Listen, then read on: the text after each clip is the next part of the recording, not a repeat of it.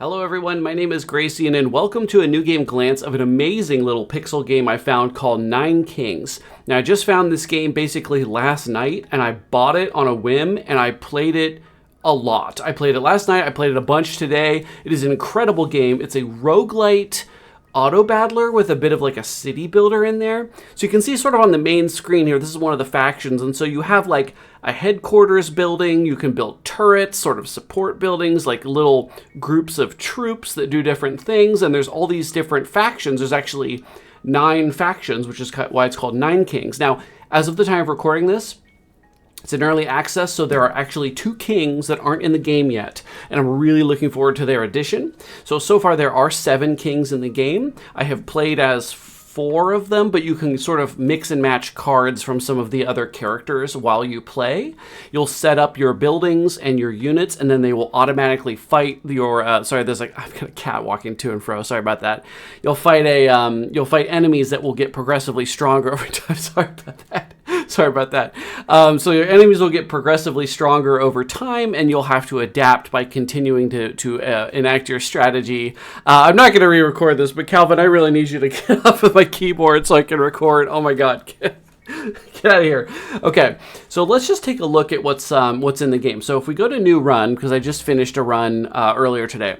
So we have these different kings. Now, just because this one's called the King of Nothing doesn't mean he doesn't have like a theme or a strategy. This is sort of like your stock standard king. This guy has like big shield units, soldiers, archers, sort of kind of normal stuff, but it's still really fun to play, especially because you're going to be mixing and matching. I can't get this cat out of my way. Stop. You're going to be mixing and matching his cards with other characters' cards. Whoever you're up against, those characters' cards will also show up in the game. So you can see I have, and if you don't want spoilers for what kings are in the game, then you're not going to want to watch this part, but it's not really a spoiler. This is just what the game is. So there's the King of Nothing. I have unlocked the King of Spells, the King of Greed, and the King of Blood. And then this is the King of Stone, I think. This is the King of Progress, and this is the King of, I can't remember what this one's called, Prosperity or something. But I haven't unlocked these ones. You can see I'm getting very close to unlocking this one. This one I'm a little over half. This one I'm under half. And then these are the 2 kings that haven't come out yet. I'm really hoping for like a necromancer type faction king, but there's a little bit of that in the King of Blood, so we'll see what happens, but they all play very differently.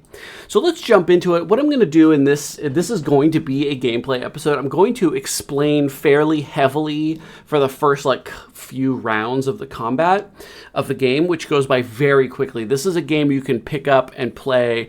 You can save in between runs, so you can play for just 5 minutes if you want. You can play a whole run. On the difficulty I'm running, I'm winning in between about 20 to 30 minutes a whole run. But I think as the difficulty goes up, you probably go through more waves. I'm not actually positive on that yet, but I have been sort of ramping up my difficulty. So let's play the King of Nothing. Now there are perks. You can go in here and you can get sort of permanent upgrades.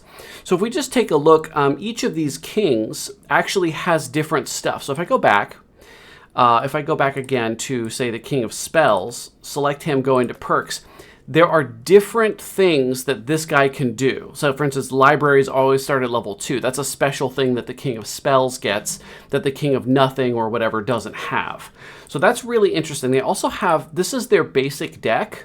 So these are cards that you may have show up in between rounds, but you'll also find cards from other characters who you are fighting against. So if the King of Spells is one of the ones I end up fighting, we may see some of these purpley cards show up as something that we can select.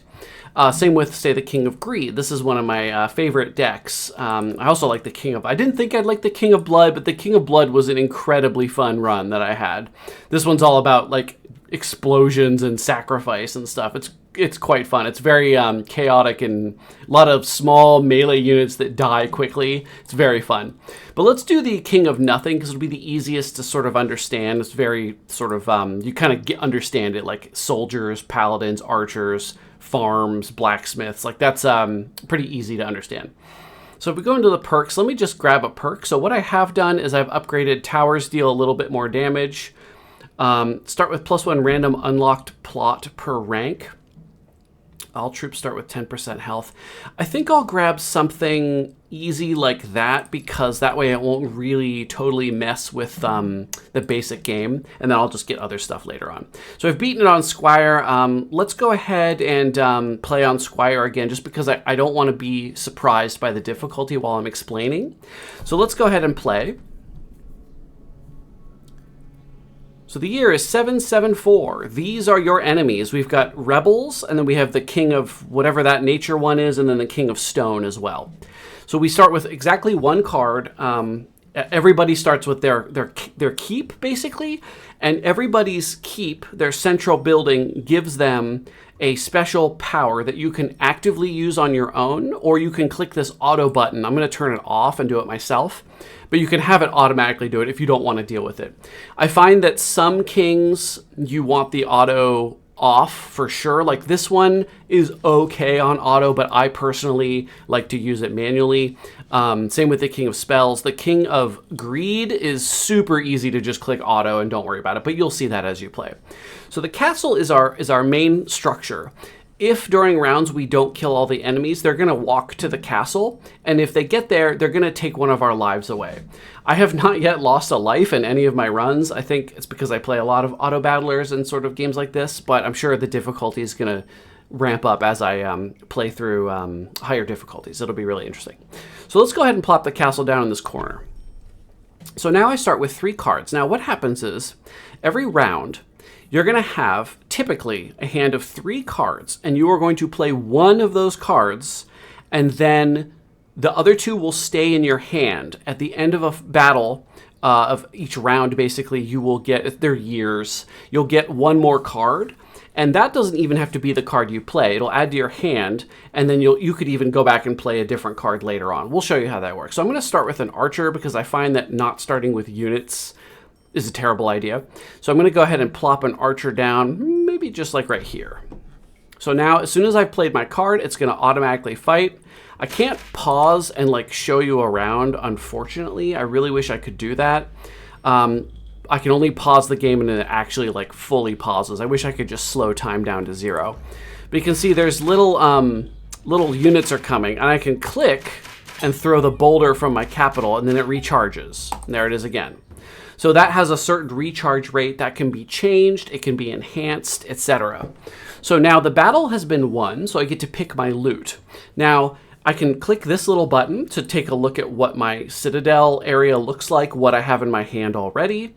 So it would be a decent idea to grab a scout tower because I have one already, and then that would upgrade it. If I hover over a unit like this, so you see here it shows archer. I'm going to read from top to bottom, left to right. So this is an archer. There are 9 people in that stack. So there are 9 little archers in here. That number can change. Deals weak but fast damage. It has 13.2 health. It does 2 damage each. They attack every point. They attack 0.59 times per second. So that means it takes them about 2 seconds to attack. And then they have a 10% critical chance. And then you can see down at the bottom, there are 3 diagonal, like sort of rhombuses. Those are the upgrades. So like a lot of auto battlers, there are 3 levels to things. So this is a level 1. If I were to acquire another archer, say it was offered to me here, and I played that over top of this archer, it would change it from a level 1 archer to a level 2 archer. I could also play a different archer, say somewhere else, and have 2 different level 1 stacks of archers. There may be a good reason to do that. But in this case, what I want to do is take this paladin, highly defensive melee troop. So these guys, if I grab them and plop them down, say somewhere here, that means I'll have a nice little front line to protect my archers so they can be the DPS while the paladins soak up damage. Meanwhile, I'm hurling boulders. Now, this seems really simple right now, but eventually we're going to be introduced to cards from other factions that will allow us to mix and match the strategic powers of the different kings in unexpected ways. For instance, we might be grabbing cards from the King of Nature that are boars that our paladins can mount on, and then they run faster through the battlefield and they have more stats because they're on boars. Or we might grab the King of Blood's cemetery, and then when our units die, they're resurrected as imps that can go and fight again. So there's all these really interesting combinations, and that's what makes this game so replayable, is the different things you're going to fight every time. Now, again, if I hit escape, we'll fight some rebels of our own faction. We'll fight this king and this king. And so in this run, I'm not going to see basically any cards from the other kings, maybe, and we'll see. There's merchants, and there's an opportunity to add another king as a contender, and we'll start to see other kinds of cards. So what we're going to see in this game is nature cards, stone cards, and the King of Nothing cards, which is sort of the standard archers and soldiers and that kind of stuff. So let's get going. The other thing you can do is, if you don't want to play a card, I can grab it and drag it here for 9 gold. That way, if let's say I didn't like the cards in my hand and I was offered a card at the end of the battle that I didn't want any of them, I could just sell them instead of playing a card that I really don't want on the battlefield. That's pretty uncommon, I would say, in my experience. I typically only spend time selling cards if I'm using the King of Greed, the yellow guy, because he has a lot of bonuses for how much money you have. But in this case, there's no reason to sell cards. I just want to be using them. So I'm going to slap the paladins down here. So I have these 3 paladins. You can always go back and hover over where they came from to see their stats. So you can see this guy has a lot of health, attacks very slowly, and doesn't do very much damage. I mean, it's a lot more damage than the archers, but there's only 3 of them. Okay, so now because I just fought some green guys, I've been offered a green card. So I could take something like Poison Vial. This is an enchantment I could put on my units to make them deal poison stacks when they attack. This would maybe be decent on the archers, who attack a little faster than the paladins, and there's more of them. I could take Procreate, which adds 9 units to the troop. In this case, that's a pretty big bonus for a paladin squad that has only 3 members. Or I could take the Castle, which means I could go here to my castle and upgrade it from tier 1 to tier 2. That will enhance that boulder attack that I can use every like 4 seconds or so. Yeah, 0.29. So a little over 3 seconds, every 3 seconds and change, I can throw a boulder. The upgrade would increase the damage. It might increase the attack speed. I'm not 100% sure on that. That's one thing that would be nice, is if you could see what upgrades do, but it doesn't matter that much. It's always good to upgrade stuff. So I think I'm going to take Procreate. So now what I'm going to do is, instead of adding a new card, although that would be really good, I think I'm going to grab Procreate. I'm just going to show you how this works, and I'm going to slap it on these paladins. And now suddenly I've gone from 3 to 12 paladins. So this was an incredible boosted power. Here you can see this is the King of Stone. He's got 5 units total in the fight, down to 1, and they've killed off the last one. So you can see it's usually, on this difficulty, pretty easy. So here's the King of Stones cards. Because we just fought the King of Stones units, we get access to some of their things here. So there's all sorts of different cool stuff you can do here. This would add defensive walls around my area, and that would mean that if I lose all my units out here, the enemies have to bust through that wall before they can get to my castle and make me lose a life. I can also get this flame tower. This is a tower that starts on the square, and then it moves out and starts burning things, but it doesn't have health. Like, it can't be destroyed, so it's just like an infinite source of damage, but not a lot of damage, if that makes sense. So it's an interesting card. And then the Trebuchet does more damage depending on how many constructions you have. So right now I have 1 construction, my castle. This is also a construction. The Flame Tower, the Wall Maker, these would also be buildings rather than units. So if I had a lot of buildings in my place rather than a lot of units, maybe this would be a good idea. In this case, I'm going to grab the Flame Tower, but instead of using it, I'm going to actually put the Blacksmith down. The Blacksmith, every year, adds 2% attack damage to adjacent troops and constructions. So this is why I've been putting them in this orientation, is because I want to put a Blacksmith in the middle of my map here, and that way it will be buffing these units and then whatever I put in these 2 slots here for the entire game. So if I put that there, 2% damage. Now, it doesn't seem like a lot, but it's going to happen. This will end around year 33. So this is going to happen 29 times, basically, which is huge. And we can upgrade the Blacksmith as well. We throw a boulder. Ugh. These elves are pretty tough here, these little elf guys here. King of Nature. 1 unit left. So I'm doing really well. I got a good start with that Procreate. Here's an elf. I don't want to go into some of these things at this time. I don't really want to go into why that is, but I'm going to take the castle. Here we have a Royal Decree. These are like artifacts in a lot of other sort of roguelite or roguelike games. These can kind of not fundamentally change how the game works, but it can add huge bonuses. So doubles the movement speed of your units. Summons are 50% stronger. We don't have those, so we're not going to take that. Gunpowder, the range of area attacks. So none of these are good for me. This is okay, because this would make my paladins able to get up to and close with things faster. This might work on the flame tower. I actually don't know if that does. I'm gonna grab it and we're gonna figure it out for science. So let's put the flame tower here. The reason I want to do that is because this blacksmith is going to increase the damage of the flame tower over time. It doesn't do a lot of damage, but this is an infinite source of bonus damage. So let's slap the flame tower there. So then the blacksmith boosted everything. You can see it starts way back here, and it'll sort of slowly come up. I can't tell if it's going faster or not, honestly. Throw a boulder. I gotta remember to do that. I might set it on auto, just so I don't have to worry about that while I'm trying to explain. Oh, by the way, these little numbers, ooh, this is a great one. This levels up anything. This is really interesting. These numbers show how much damage you dealt with each of these things. So the archers did a total of 62 damage to the enemies in the last round. The paladins did 144. That makes sense because we got off to a good start with the huge bonus to how many we had. And this tower only did 24, probably because it takes a while to get there and it doesn't do much damage, but it can't be killed. See, it doesn't have a health total. It's technically like a turret. It just moves onto the battlefield. Say if we put this scout tower here, it would shoot from back here and it can't be destroyed. So we have a wild card. Now, I do want to upgrade the castle. So I think I'll save this. This is a very powerful card because you can upgrade anything with it. So I think I'm just going to hang on to that just in case I find something really exciting. So let's just upgrade the castle.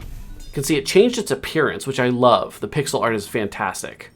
So this is nature again. They've got a little boar. They've got elven archers here. I'm not 100% sure what those little round guys are. Here comes my flame tower.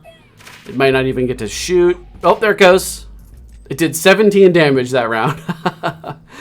So we can see that my castle only did 13 damage that round. That's interesting. It must have, between when it launched the boulder and when it landed, the units probably died to the paladins and the archers.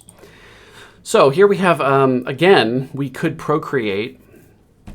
This is actually fantastic. I would love to have another huge bonus to the paladins. Now, this is a very special thing that happens, as far as I'm aware, once per run. This will be a blessing. It will be random, and it will happen in 9 years. So let's click continue and see what it is. Baby Boom. If you have a troop card on the target plot by the year of the prophecy, double its number of units.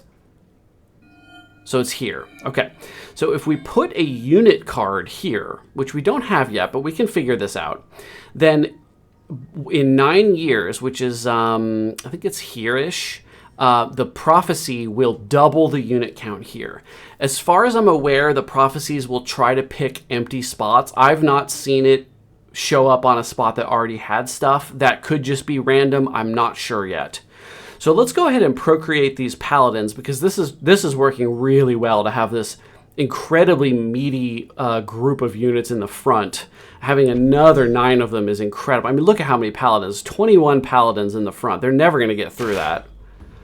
And so here's a nothing rebellion. So you can see these are just like our units, archers and paladins, but we are way stronger. We have way more units and they're stronger than theirs are. This is a really good run so far. So here we can see paladins. We have the steel coat that cancels damage, or we have the soldier. These guys actually do a fair bit of damage, but in this case, I'm going to grab the... Well, actually, I probably want to grab the soldier and plop it here because that will double once that prophecy comes true. So I'm going to do that. So for right now, they're not going to be the greatest. They're unupgraded. They're not touching the blacksmith, so they're going to be kind of basic, but they will double in number. So maybe we can do something about that. For instance, get another procreate. Clone. So here, forest every year adds 2% HP to adjacent units. This is pretty cool. Okay, here's what I was talking about. So it's time to wage war against another king. So now we have to pick another king, and now we're going to see cards from that king show up as our options, but we'll also have to fight those king's units. Now, the King of Blood tends to send mass numbers of crappy units at you, and since I have a tower that spits flame in a cone, I think I'll go with that. Plus, the paladins are pretty tanky. So we'll fight the King of Blood. So now we're seeing these four kings, really, as enemies. So we'll start finding red cards soon.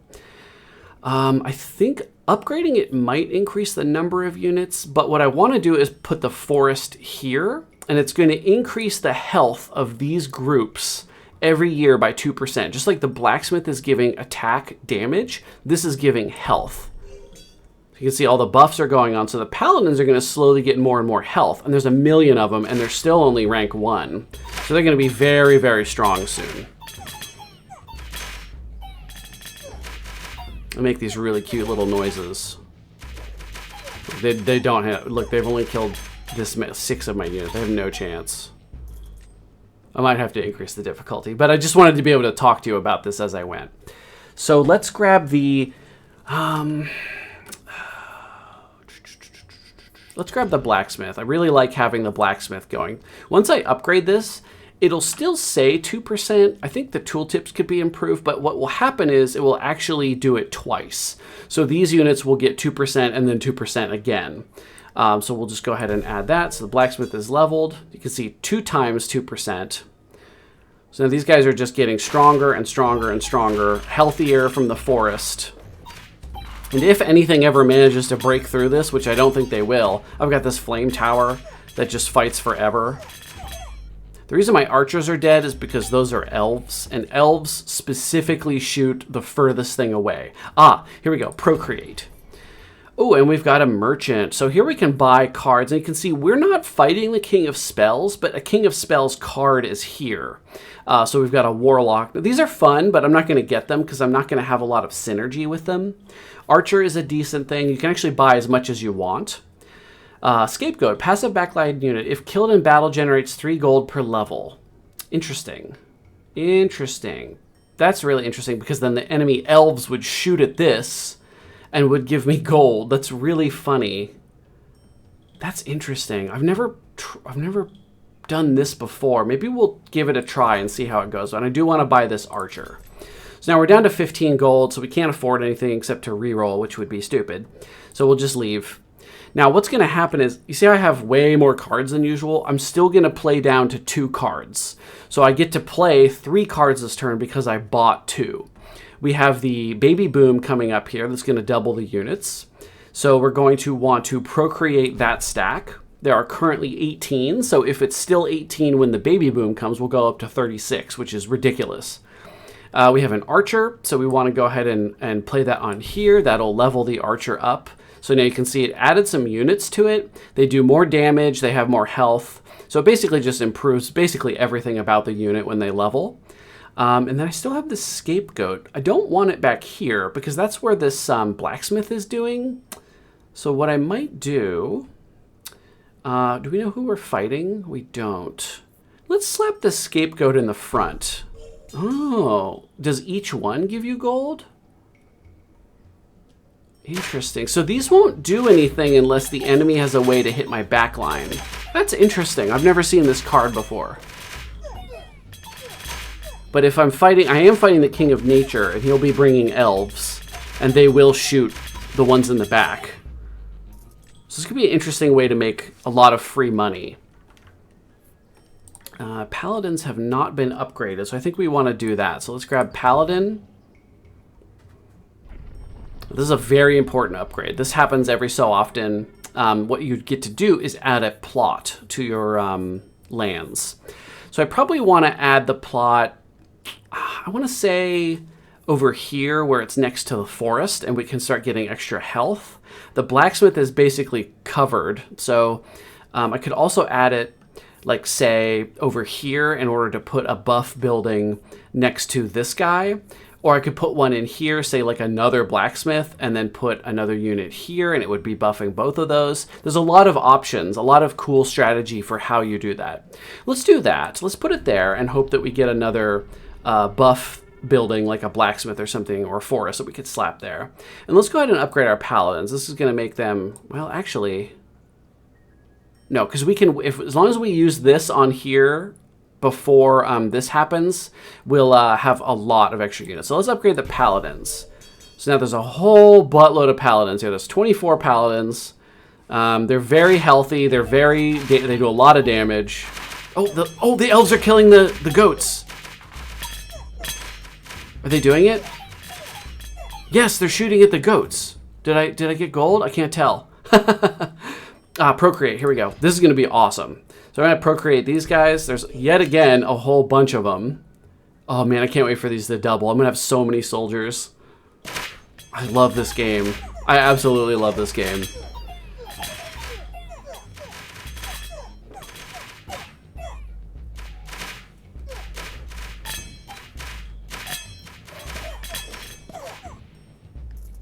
Let me move my camera so you can see my gold amount because I was hovering it and I didn't notice, so my bad. I think our castle needs upgraded still, so we'll grab that.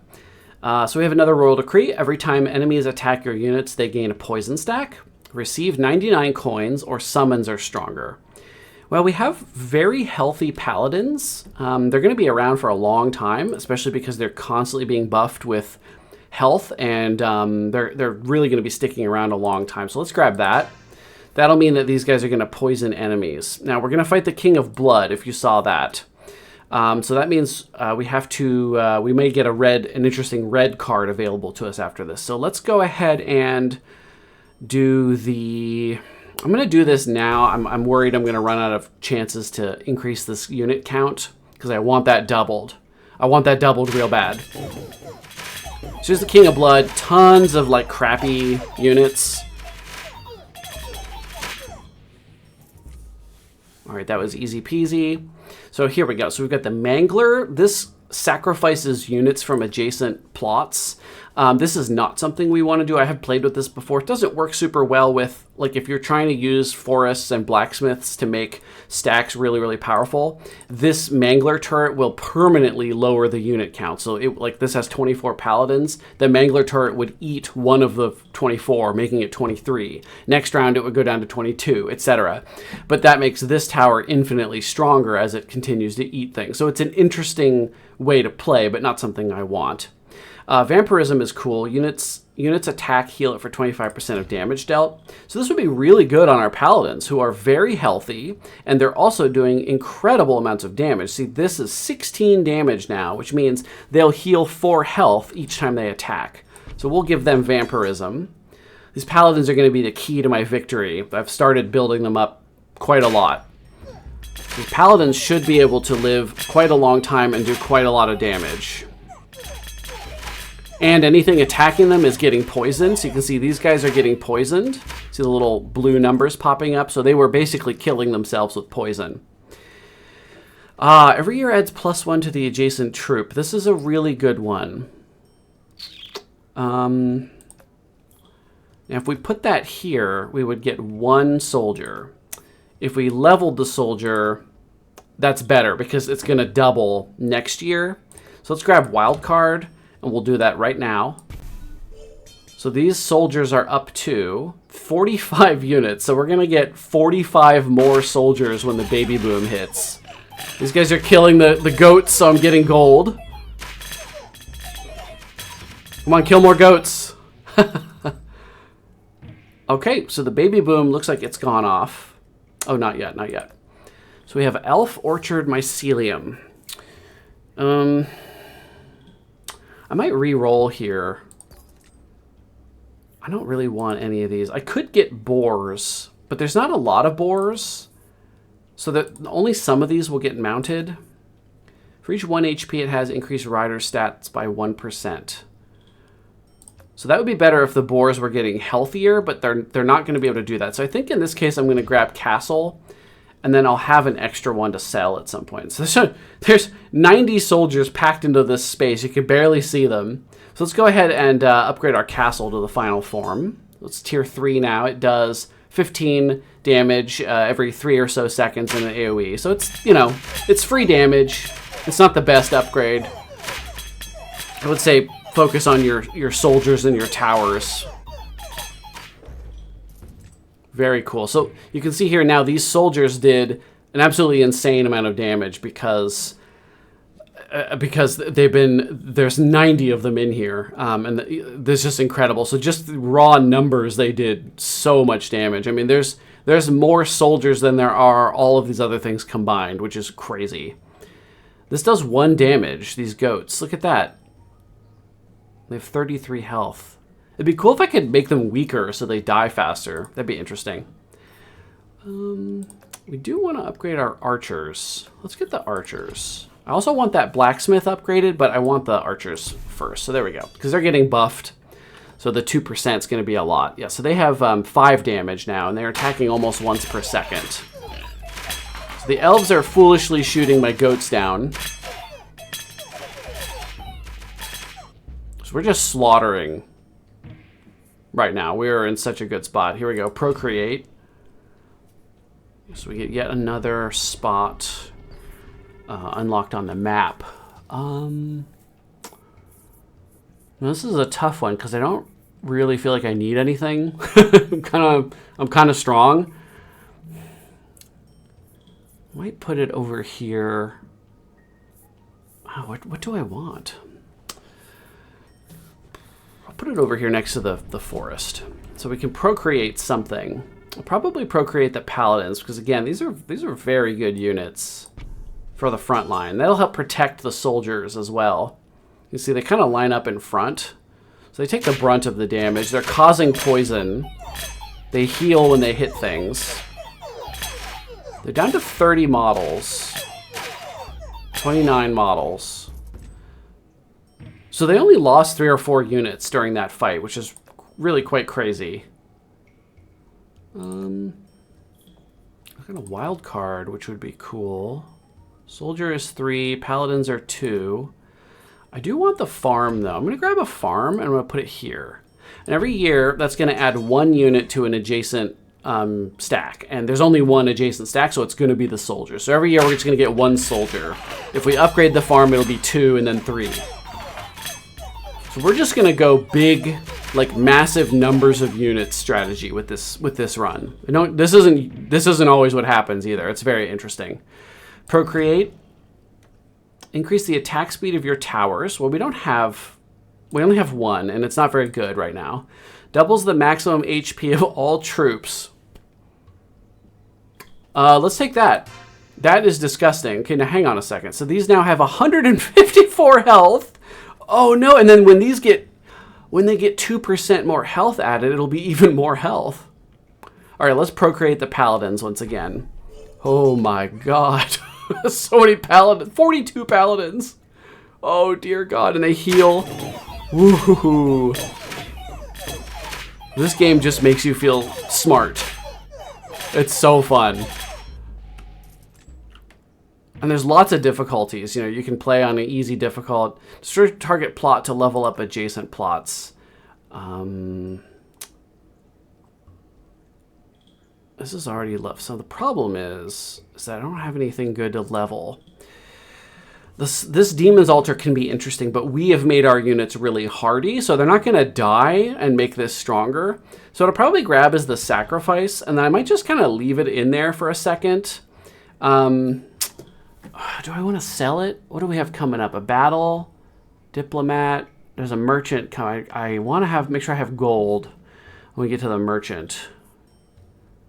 I could also just sacrifice this tower, and it would level these 2 up. I do want the blacksmith at level 3, so. What do the goats get? They have more health. I'm not sure that's a good thing. I've never played with the goats before. It is pretty hilarious, though. I've only lost 6 units. Look at this. They're like invulnerable. Oh my god, I'm so strong. Soldier, paladin, archer. Paladins. So we haven't upgraded the Paladins all the way. Wow, they can get stronger? Are you kidding me? So our diplomats can now make peace with an enemy king.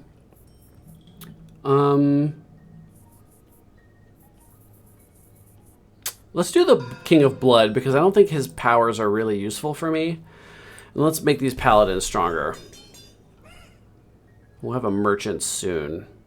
So now our Paladins are 45 members, 246 health, 36 damage, and they heal a quarter of that when they attack.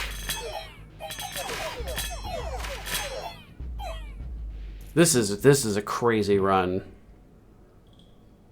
Oh, a forest.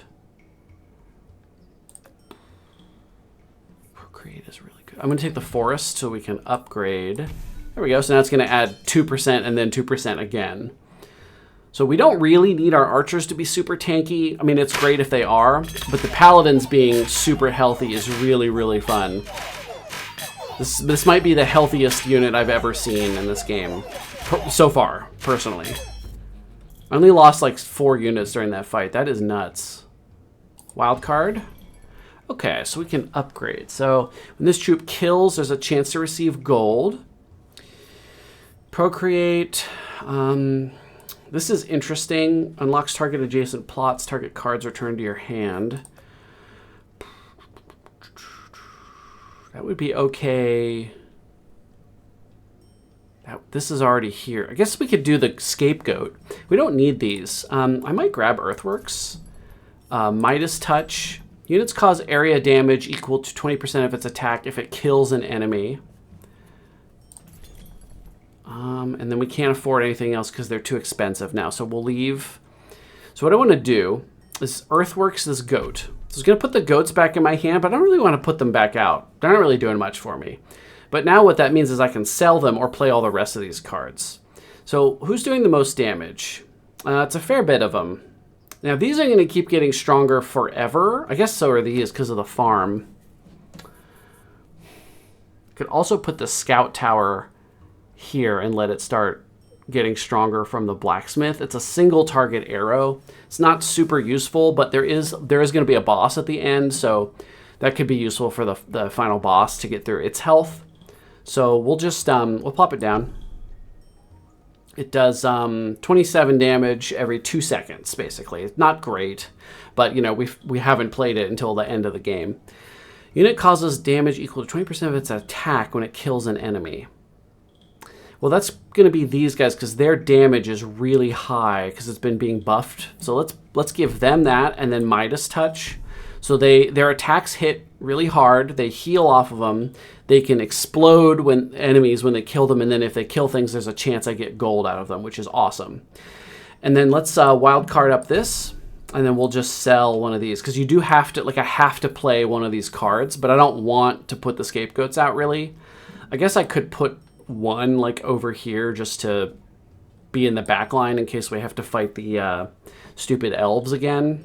I'll also put it back here, and then it would start getting could be getting more members to stand back. Yeah, so here come the elves. So the elves are they might be shooting goats accidentally, getting me some gold. You can see my gold's going up already. So if those elves fire again, they're just gonna shoot at all the goats. It's interesting, very interesting. Clone, forest. Let's get the forest. There we go, level 3 forest. So these guys are very healthy. Now the farm is giving units to the goats instead of the soldiers, but it's okay. I'm winning so hard it does not matter.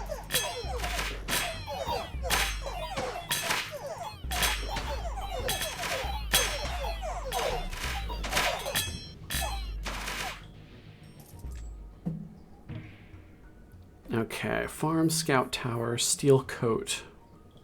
I could steel coat the archers so that they don't get killed by the elven archers, because that is something that's been happening a lot. Let's do that. Because at first the goats and the archers are sort of mixed together, and so the elves do kill some of the archers with their shots, even though they're getting quite healthy. This is expansion mode, so let's put one... ooh, I don't know. Let's put one here, just in case somehow we get another buff. So let's steel coat the archers. So if they get hit, the first hit on each unit will be canceled. So that'll be good when we fight the elven archers again, or these ballistas that sometimes shoot all the way into the back. Yeah, they're piercing through things, which is really deadly.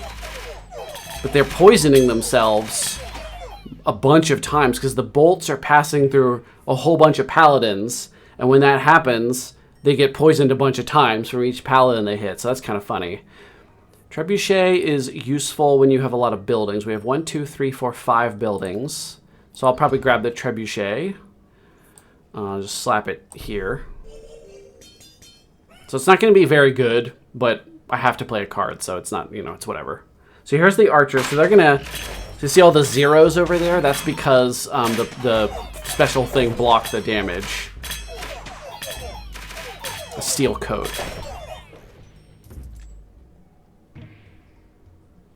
Clone the card of the selected plot. So we can clone anything.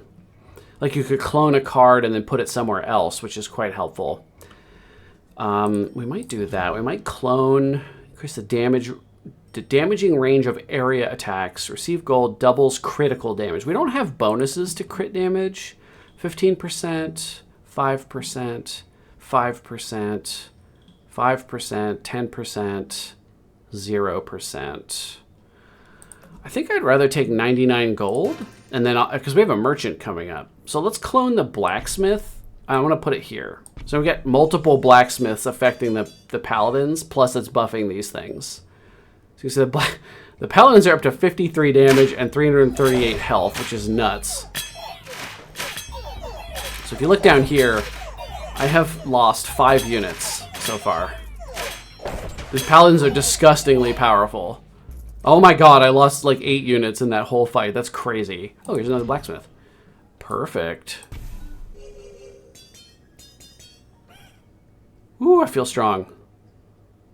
God, this is a great game. I can't stop playing this game.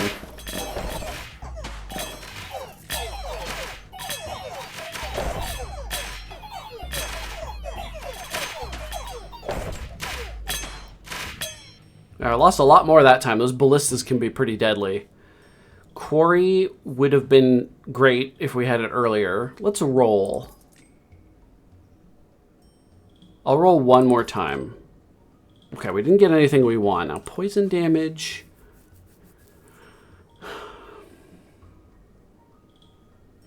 Isn't super helpful. I think I'll take the ballista. The vault is great if you get it early. The forest we don't need. Scout tower is level 2. We could buy a scout tower. Don't need a forest. Let's just do a... I don't want any of this stuff. This is a fun card, but you need it early. Let's roll. There's another... There's the farm. Roll again. There's a blacksmith. There we go. All right. Hell yeah. So we'll upgrade the farm. Upgrade this blacksmith. Upgrade this scout tower. And we'll throw a ballista here for the blacksmith to enhance. There's only 3 of them, but it's something. So now this farm is adding 1 unit to 2 adjacent things. So it could be 2 goats, could be 2 soldiers, could be 1 of each. So you see the auto does a pretty good job if you don't want to manually do it. A lot of times I'll take over and make sure it's hitting the archers in the back or something, but it's not necessary. I would say if you play the King of Spells, I would maybe think about keeping it off of auto and doing it yourself. And like I said, the King of Greed, just leave it on auto. It knows what it's doing. King of Blood pretty much knows what it's doing on auto. We don't need anything from here. Can I get anything interesting? Wild card. That's upgrade anything. So we could upgrade the... So this is not doing much damage. 1, 2, 3, 4. This one did a fair bit of damage. This is... The only reason I built this all the way up is because the final boss has a mega unit. Spoiler alert. So we do want maybe something that hits really hard on a single target. So let's upgrade... We don't need more units. Let's upgrade this. Let's upgrade this because the final boss, if it's the Stone, King of Stone, and they bring a bunch of ballistas, those ballistas are really good at just killing all the stuff I have in the back line anyway. So this won't ever die. So let's wild card this one up. we got a better Trez bucket. Trebuchet. I know how to say it. So yeah, there's a lot of ballistas. Oh my god, there's a lot of ballistas. Woo! I'm gonna turn this off of auto, and I'm gonna hit. You can just hold down the left mouse button if you don't want to have to click. So it's just ready. There we go. So that wasn't too bad. We did lose a fair few units, but we were fine. Earthworks Quarry. I don't want any of this. There we go, Trebuchet. So we get this to level 3. So the King of Stone is leading the final assault. We must play all of our cards. So what we're going to do is we cannot play the castle because we have a level 3 and you can't have a second one. So this gets sold. Trez Bucket goes here, and then we have a Scapegoat. We might as well just slap it. I don't actually want it healthier because I want it to give me gold. So let's just put it here.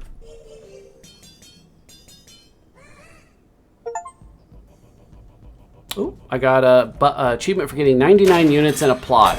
Oh, there's 100 soldiers. Cool. So here's the super unit from the King of Stone, the Champion of Stone.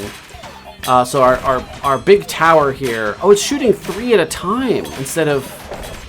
Oh, it doesn't just shoot 1. Interesting. So once all these are dead and this starts shooting this, it should be really good. Yeah, you can see these big arrows are doing tons of damage. There we go.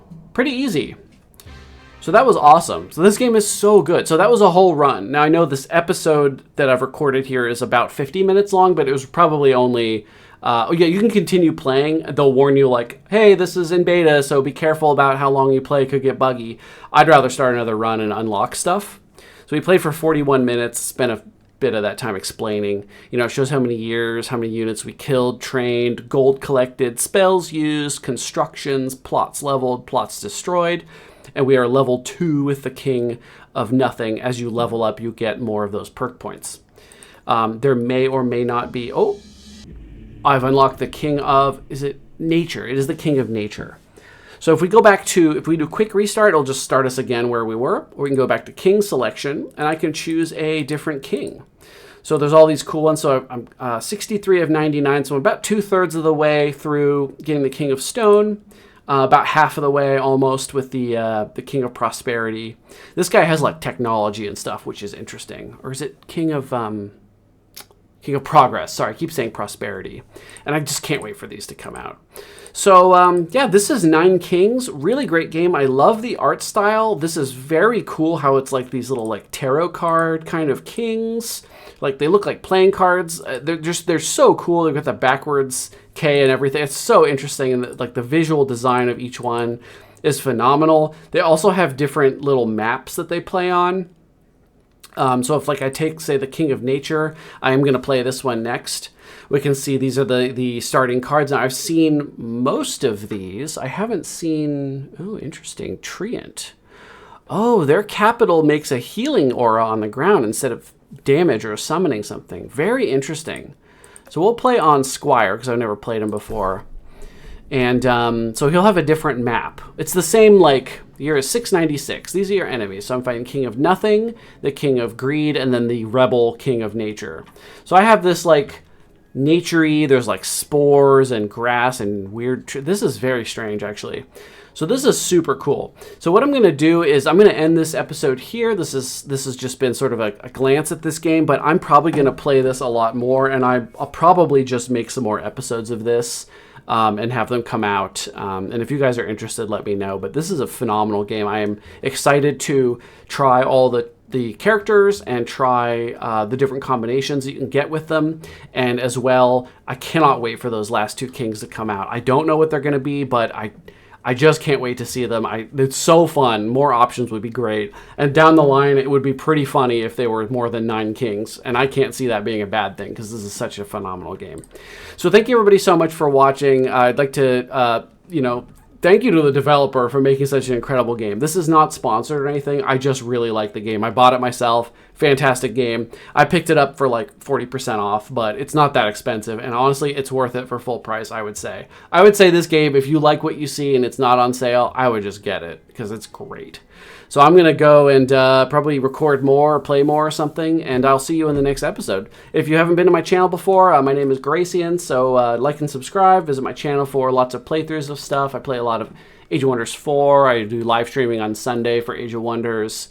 I play a lot of strategy and tactics games. The Last Spell, Gladius, Relics of War, Age of Wonders, Songs of Conquest, like all sorts of games like that. And I just love playing them for YouTube. So if you want to stick around, maybe subscribe, maybe like, you can check out my Patreon. It'll be in the link if you want to just support the channel. And I'll see everybody in my next episode. Thanks for watching.